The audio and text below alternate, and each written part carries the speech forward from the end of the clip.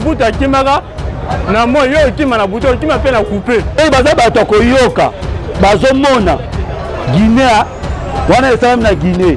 Ye kutu babikisi ye. Mais ya biso to kokata ye na mikie. Bande ko IDPS ndeng bazo souffrir après 37 ans litres. Balaka na seba nzete. Misale za bango te. Na janvier le 14 lobake ngana comme ça RDC Allemand d'Afrique. Mais le Allemand d'Afrique za wapi? Tout le monde a voté. Budget à 36 milliards, tout le monde a voté. Gouvernement au Bimisa, ils ont ça les côté. Au justement, tu as un petit wap. Tu as un petit wap. Ce qui a continué dans la police, bakoya ko sécuriser biso pona marche na biso. Mais ce qui va y porter ba panza, ce qui va banda ko bois kaka ba gaz. Biso na bango to koye bana kaka le 15. Mais pour na eloko na yemo wa lobake, oya wa trahir muninga, bile na yeko beba. Mais si ko yepe bile na yengwana e baby. Mais si on est les anges pour libérer pouvoir et pas montrer au peuple la lingi. Mboko yo tokotika lango bango te. Tokolanda bango ti na suka.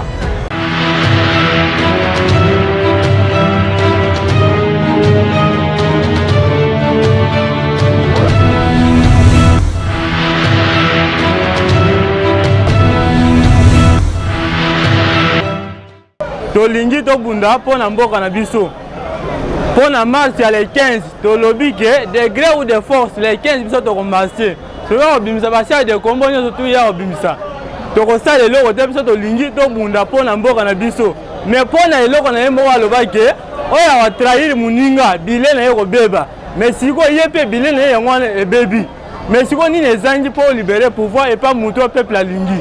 To lingi, 2023, au boyena boy, to lingi, au Bimisa, biso présent Seni. O azaki aza penza vérité administra biso présent biso to lingi te batrika to boyi après yo lobake yo loba na janvier le 14 lobake ngana comme ça RDC Allemand d'Afrique mais le Allemand d'Afrique za wapi to mona wote budget à 36 milliards to mona wote gouvernement au Bimisa ezo sala le côté au justement to keneti wapi tikela biso mboka pour kendi. Toboyi na biso makam, toboyi na biso makam. Après Mbuta kimaka na mo yo kima na buto kima pe na couper. Et là to lobi tikela biso mboka. Hein? Ndenge to lobi kaka bongo ozo sala eloko te tika mboka. Et ça je toujours pesa. Eza passe na mawa. Kotala surtout nga na lobeli kamba génération na biso. Génération na biso ba politiciens ne ba bomi yango. Sona okena point musunde bango ba lobaki. Soit disant basi ceux qui $500. Si vous mis ça les athées, $500 pour kanga $500 yango. Ok nous rebala moisi yango. Tous yango wat. O nécessaire congolais tous dans la poste misala. Problème o tous yango awa ba politiciens nyonso ngale bilaka chilomboto. Tous les politiciens nyonso muibi. Na yena bango. Tous na poste bango soutien na Congo. Batika Congo na kimia. Peuple congolais à vivre na kimia nde tout le monde va pays musune va vivre. C'est baza bato koyoka bazo mona Guinea wana esam na Guinea. Ye kutu babikisi ye. Mais ya biso to kokata ye na mikie. Po to lingi subu zo bate. Ngaza na kanna moya makasi. Pe les 15 to yebisi bango pardon na bango. Batika kimia baboma minduki na bango bafana na kimia batika zoto sala marche si to kosi sa marche na biso na kimia mais soki bakotaka ka oboye monde entier ba Holanda makamboyo pour mona ka sika to suka pe le 15 ezamansu marche oya suka po ya okende élection na biso pe ezala marche oyo elobenda bato bele matoi po to mona na biso eloko te oyo bango basali na moment oyo. Si tu as un petit wapi, et bien la promesse, tu as un âge, tu as un petit wapi, parce que la classe est au temps. Et que nous n'avons pas mabou. C'est bien mignon ça. Tu as mangé un policier, tu as mangé un soldat. Tu pas journaliste. Faut que soldats vont faire un kendewana, nioswana, des autres là. Est-ce que le pays nous comme un policier journalier. Et ça là. Mais le Congo est allé. Les journalistes vont faire kakaseri, place nyonso alingi mutema ne lingi. Hein papa, mukia le ba ngwana mais les 15 to banga te biso to za na nzela. message même que façon na tubila Félix qui fumi na ba pesa nge yake fe nge ba voter nge fe ba ke voter ni Martin Fayulu vous tout le pouvoir na mutu ba ke voter nge me kwisa na makamba seni kutubila betu ke kadima unataka kadima chaque fois kilumbu nge tubila kadima betu so kadima ve betu ke ba congolais betu ke sa volonté betu na so betu depuis nge kusa ba mama ke evoluer fe bakamba foot nyonso basenya ngene ke mbuye betu yake imbi donc nge katwa ke bia kifuna Martin Fayulu muna tubele Félix ba voyage na ba voyage nge ka ba promesse nge chaque fois promesse na ba promesse peut que ça ba promesse nge le 15 nge tabitu na nzila na Martin Fayulu kilongo la muka mubimba peut que va voir Martin Fayulu ou tubele peuple congolais que soutenir Martin Fayulu le betu que soutenir que voter nge ve baki tuwe kutuwa kunomenga kuwa toka façon nge donc nge biga kifuma nge yake ve kifuma nge message metu nge ya ina ya meme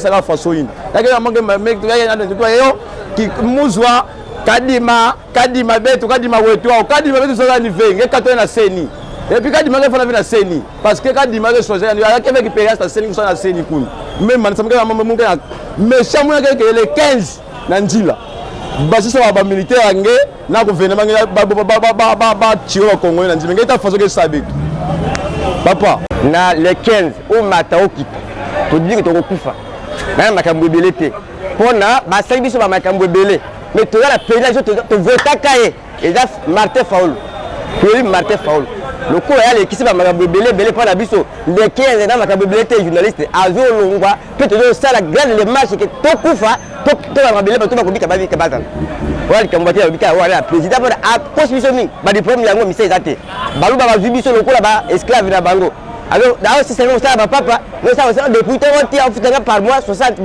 ou bien $30 bon on a fait singa pour la mission ezali te on comprendre alongwa si dans le gouvernement baluba ba ça marque amra baluba du tout voter Martin Fayulu notre président de la République démocratique du Congo. Merci monsieur. Kasengi et pas Chilombo, s'il vous plaît. En tout cas, bisognos ba Congolais. Nous avons besoin de lingi été. Message, premier message n'adressé pas naie. Yango wana premièrement là, to lingi ela noté. Pour to votaka yete. La minute nous avons besoin les 15 azu abatu nyoso. Na ndeba se organiser que bazo ba machette ba pesa ba IDPS. Pour bango ba ba Congolais té. Ba pesa bango. To kuta na biso nyoso les 15. Comme ça, sango akoyoka isika nyoso kozala. Ake musika te azala kaka na mboko. Boto kuta na les 15. Ayoka sango. Oza le quoi dernier virage les 15. Toko tiko ça sous marche te. Premier match ou dernier match to sala yango. Na dresser pa na ye. Alex bango ba combattant o bango ba oyo na kabuna ebisaki bango keno akopesa bango ba machette biso to tambola ka neto za boy. Mais bango na ba machette biso to tambola boy. Nde batinda bango les 15 to kuta na nzela. Comme ça, tous la solution ayoka sango pe ekene na bamboka nyonso na senge na suika kawana. Message ezali par rapport à marche, il y a marche il y a les 15 biso tozali ba congolais. Tozo bunda pour intérêt ya Congo. Donc congolais azawana pona ko bunda pour intérêt na ye. Bango bazo sala pona libumu na bango mais biso to ko bunda pona mboka na biso. Biso to ko marcher pona ko réclamer makambu oyo ezoleka na mboka. Et puis pona makambu na bango ya glissement pe ya ko tricher lisusu na maponami oyo. Donc tozala posa tozwa mo konzi oyo ya seni oyo akomemisa biso na maponami ya vérité ya transparence pe ya bosolo pena toleka na ba élection. Tozwa mokonzi na biso oyo akokomema biso na mboka ya malamu. Nde marche oyo tokomarche na les 15 nde eza wana. Et puis biso to marche pe tokendaka même ba sitting ebele tobangi eloko moko te. Soki général Kasongo ye azali mutu akoyeba importance ya peuple policier azawana pote a garder population biso tozawana soki akotinda ba policier bakoya ko sécuriser biso pona marche na biso mais soki ba ye pote ba panza soki ba banda ko boa kaka ba gaz biso na bango tokoyeba na kaka le 15 bango ba préparer biso pe to préparer toyebi ke biso to kufa kamingi pe to ko kufa kaka mboka oyo tokotikela yango bango te tokolanda bango ntina suka mpe biso bato toza mpona kovote bango tokokutana na bango kaka na 2023 soki bango basali biso mabe biso mpe tokoyebana na bango na 2023 abi révolution eza pour la population moto marché akapamba te ntango balobi que non le peuple d'abord mais toza na peuple na petit peuple nde tozotuna na papa ye alobaki que non le peuple d'abord le peuple yango ezali na petit peuple to eza kaka peuple alors peuple yango mpe tonga toyebana place wana ezali bango badepute na baministre na bakonsidere bapeuple petit peuple aza peuple te et pourtant pouvoir eza ya peuple mutu nyonso soki apesi yo mosala fo pesa compte rendi nani akolinga apesi mutu eloko asalela ye mosala mais ngai kolo eloko kolo mosala nazobénéficie na rien yo mutu otravaille travailleur na nga oza kolia mais nga kolo eloko nazoganye te naa na droit kotomboka mpo eza eloko na nga pouvoir eza ya président te pouvoir eza ya député te député ake baza bana misala na biso biso totini badéputé mpo balobela biso zandu yango oyo bayibiake na kati ya congo awa surtout précisément na province ya kinshasa na biso toza na bandroit te quelque dirais-je seke toza na bacompagnie te usine te eloko moko te les seules usine moto etikela biso eza kaka zandu oyo mais bazwi zandu babomi yango mama teka libanda moyen te bon sikoyo tokovandaka tokanga minoko donc bango baliaka misuni biso olata kasine ekanga monoko signification ya kasine ezali nini yango tozomona claire te tokomarche baexplike biso bien ntango ye azalaki na pouvoir azalaki na pouvoir te asalaki marche mpo aza pouvoir mpo na nini amoni moninga atravaille malamu mais soki tokomi komarche seke tozomona claire te mpo soki tozomona claire tokomarche te asosola le 15 akoexplike biso bien ndenge mpe azonyokama na kati ya mboka oyo Fati aza mwana mboka abotami na kati ya Congo ayebi mpasi ya Congo bandeti suka mais eloko azosala biso na Congo aza lokola mutu moko azalaka libanda ya mboka ya Congo tala lelo zandu ndenge bande bukama ekomi kobota matiti ekongo mazamba solution nini ya sikuna nazoloba yango aza mwana mboka kibokonzi na ye peuple ya mitu asepelite pe asepela te soki ozili ya mbongo no papa so mvami zwa mwasi na bana bovanda kimia bolia mboka na lezi tikela peuple solution na ye acha mutu oyo asepeli na place oyo akobongisa mboka kofoxe te poza mwana mboka yo bana kobenga kabila papa na yo akufi ya titi ya mukolo Kisekedi de père alubaki nini mboka feza la bomoko na kimia peuple afiba honneur mboka mais yo mwana oye to comprendre te nini oyo kokota hapo onyoko la peuple na yo na kati ya mboka oyo Congo bapozi mbongo na yo ya mbongo na mwasi na bana na yo zala lezi peuple atia moponami na yo oyo aponi ya deuxième batika biso les 15 toza na marche pona peuple nyonso mokili mobimba ta peuple Congo la zali ezali kibalisme te o pona kaka lamuka ezali pona peuple IDP si bazoyeba te baluba neso bazokemba baza na pasi bazolela mais bazoyeba te wi marche tozosala na kati ya mboko eza intérêt ya nani pona biso nyonso na baluba tu moto moko mobuta loba papa moko mama moko ekolobe moko so fati akabola te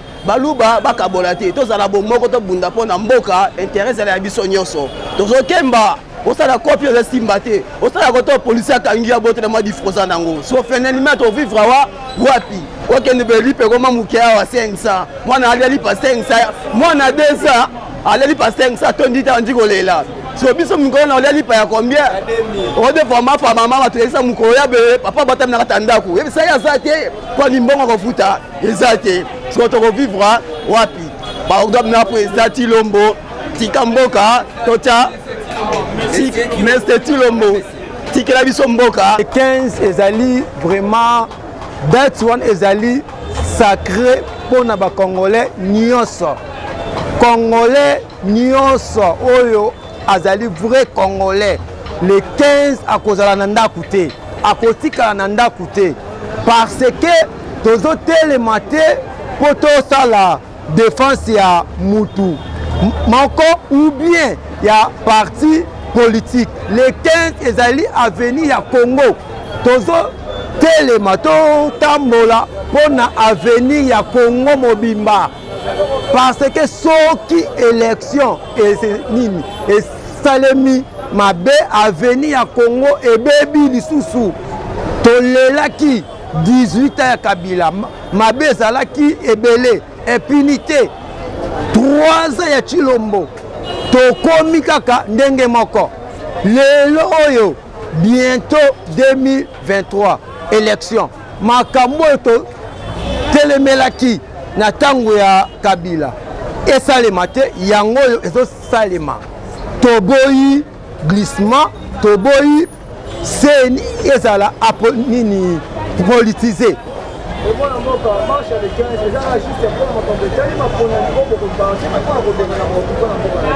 marche ya le 15 etali ezali na makambo ebele na kati wana tozo telema premièrement toloba seni ezala apolitique deuxièmement totala souci ya bandeko na biso ya este état de siège constitution na biso elobi boye mwana mboka donc esalemaka une fois renouvelable donc deuxième fois soki esimbi te esengeli pays a déclaré guerre na pays oyo bazobundisa yango lelo na Congo état de siège esalemi 7e fois renouvelable avant-hier na Ituri bakasi bato na machette 30 personnes bakati bon na machette état de siège na basoda baza kuna na bakombata baza kuna donc na le 15 tozolobela makambo nyonso ya mabe oyo ezosalema na Congo tolobeli makambo ya seni ezala apolitique tolobeli mauvaise gérance ya pays epai ya monsieur Chilombo tolobela makambo même ya zandu o babuka bazata na partenaire te po atonga zandu ba mama baza na balabala tokolobela ba promesse oye akosa batu soso ekoya ti lelo eyete ate kokitisa prix ya mabala ya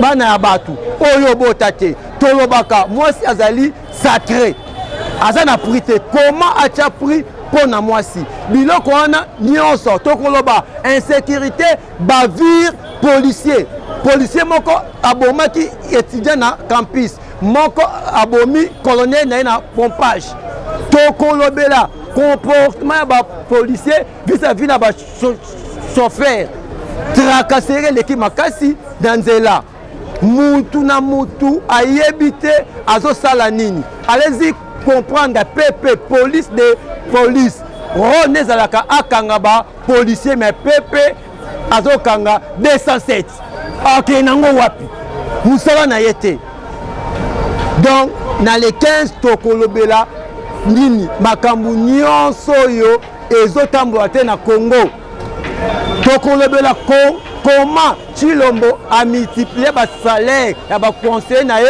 fois 10 mais peuple congolais azo souffrir na nzala incapable même ya kobengisa ta tosango wana mais ba conseiller na ye bana poto tokolobela pe lisusu bandeko ya IDPS ndenge bazo souffrir après 37 ans lit balaka na se ya banzete misala eza bango te makambo oyo tomonaki epai ya Kabila na 2006 na Apollinaire Malumalu tomoni yango lisusu na 2011 na Ngoi Mulunda toyi komona yango na Corneille Nanga na parlons pas alors tolingi yango na Denis wana te sokadima tolingi ete yango peuple congolais tokobima na nzela pour empêcher Chilombo na ba manœuvre électorale o alingi asala na mboka na biso c'est ça toyebi eza makambo ya sika te Mobutu pe anandaki kotia basoda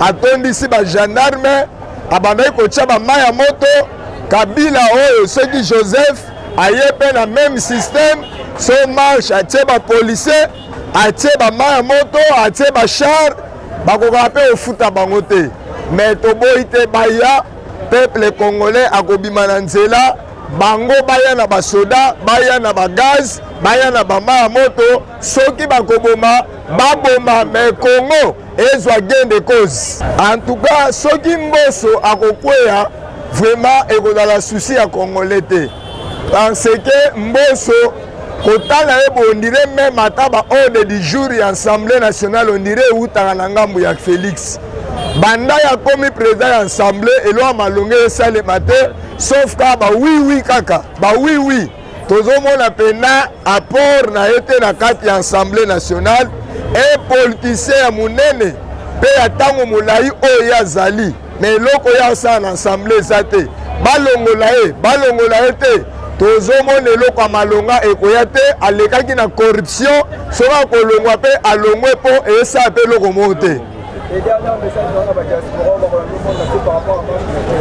mpo na bandeko na biso badiaspora oyo bazali libanda ya Congo mpe baza awa tolingi koloba boye bolemba biso te mboka oyo eza ya bino baklase oyo botanga boza na mayele ebele ya koya koinvestir na mboka na bino bopesa baide mboka ekende liboso bolemba te boza na bamikili nyonso bisika bozali botikala toujours bomoko botravaye bolite pour ke tolonga ebele bokoma na bobangi mpo boya awa me eza mboka na bino esika mitolo na bino ekundama kuna bokenda koluka alors bato ya awa oyo bakanga Congo en otage balingi te bino boya alors toyebi ete bwana bolingo ya mboka na bino bwana susi ya mboka na bino mpe mabota botika awa tolobi esika bozali na musika to na pembeni date ya le 15 botika yango te